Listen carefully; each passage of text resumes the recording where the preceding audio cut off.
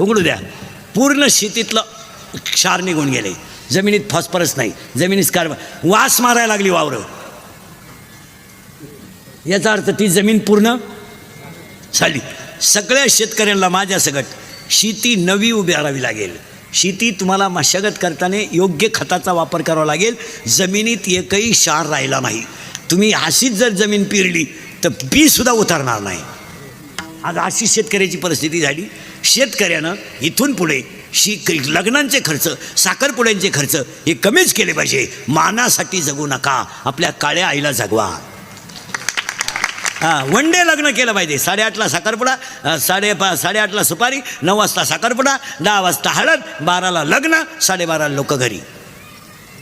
हे रातभर हळद लावान, बाया नाचू द्यान, गडी उधाळू द्यान, डीजे लावान. तुम्ही पैसा आणता कुठून? आम्ही एवढं रात्रंदिवस तर फडवतोय तरी वाय